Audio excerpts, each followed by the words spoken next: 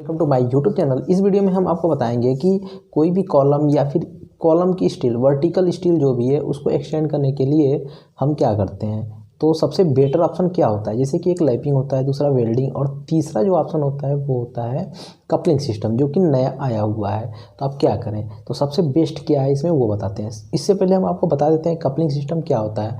Coupling system ये होता है कि एक ये एमएस का सिलेंड्रिकल एक होलो सेक्शन होता है, ठीक है, सिलेंड्रिकल होलो सेक्शन होता है। इसके अंदर में थ्रेड कटा होता है और इसके हाफ हिस्से में एक स्टील आके स्क्रू के टाइप कस दिया जाता है और इसके हाफ सेक्शन में दूसरी स्टील लगा दी जाती है। अभी फिगर में हम आपको दिखा देंगे ये कैसे हो रहा है, ठीक है।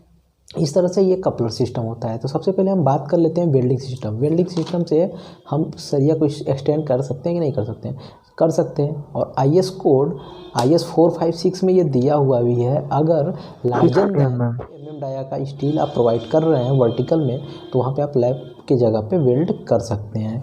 लेकिन ये मे भी दिया हुआ है, कर भी सकते हैं नहीं भी कर सकते हैं, लेकिन आपको वेल्ड नहीं करना चाहिए, क्योंकि आप जिस जगह पे वेल्ड करके इस सरिया को आप एक्सटेंड करेंगे, इन केस कभी फ्यूचर में, इन फ्यूचर अगर अर्थक्वेक आता है, भूकंप आता है, तो इसका जो डक्टिलिटी प्रॉपर्टी होती है वो पूरी खो जाती है जिस जगह पे वेल्डिंग हो जाती है। अगर ये हल्का भी इस पर भूकंप का झटका लगा, बकलिंग के केस में ये वहीं से टूटेगा जहाँ पे वेल्ड हुआ है, ठीक है। तो इसलिए वेल्डिंग नहीं करना चाहिए, वेल्डिंग को हमेशा अवॉइड करना चाहिए। वेल्डिंग करके अपनी एरिया को एक्सटेंड नहीं करना चाहिए, ठीक है। तो वेल्डिंग को तो करना ही नहीं चाहिए। इसके बाद बात आती है लैपिंग की। लैपिंग में क्या होता है, लैपिंग में एक्स्ट्रा सरिया प्रोवाइड करनी पड़ती है। जैसे कि सपोज 12 डाया की स्टील आप प्रोवाइड किए कॉलम में, ठीक है।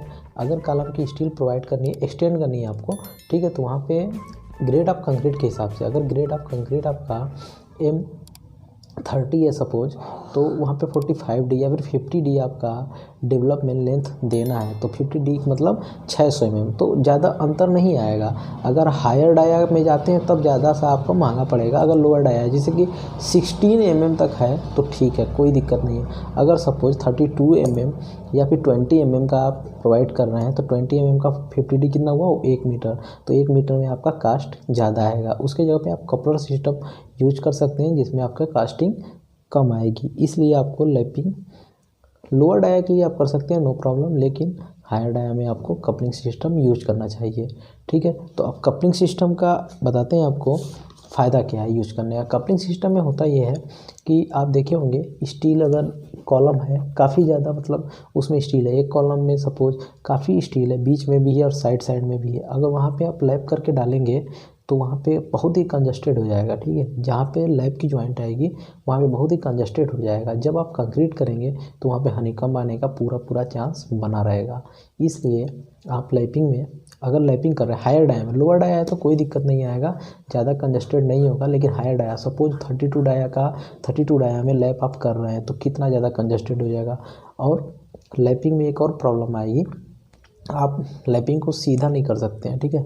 वहाँ पे आपको स्टैगर्ड करना ही होगा। स्टैगर्ड मतलब कि जैकल मार के थोड़ा सा मतलब वर्टिकल से जब उसको लैप करेंगे, दूसरा नीचे से जो वर्टिकल आ रहा होगा उस पर टच होना चाहिए, ठीक है। उसका जो जैकल वाला पार्ट है उसके ऊपर आना चाहिए, तभी तो वर्टिकल लोड जो है ट्रांसफ़र करेगा, ठीक है। तो 32 डाया में आप जैकल भी नहीं कर पाएंगे, वेल्ड तो कर सकते हैं, कोई दिक्कत नहीं है।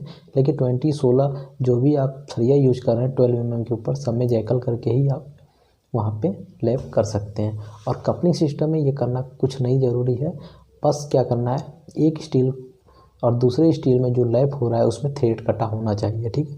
उस थ्रेड को कपलिंग सिस्टम में, कपलिंग जो इनमें सिलेंड्रिकल जो है हमारे पास कपलर, उसको उसमें स्क्रू की तरफ कस के लगा देना होता है और कोई प्रॉब्लम नहीं होगी। और कपलर सिस्टम में बता दें आपको हम, जो इसमें लोड ट्रांसफ़र होता है एकदम स्मूथली होता है, क्योंकि एकदम ये जैसे कि वर्टिकल सरिया इसमें डायरेक्ट आके इस पे कपलर इस तरह से सेट होता है, तो जो भी लोड ट्रांसफ़र होगा एकदम स्मूथली होगा। अगर लैपिंग करेंगे तो वो यहाँ पे होगा, और अगर लैपिंग हम हायर डाया कर रहे हैं तो वो एकदम एग्जैक्ट नहीं होगा।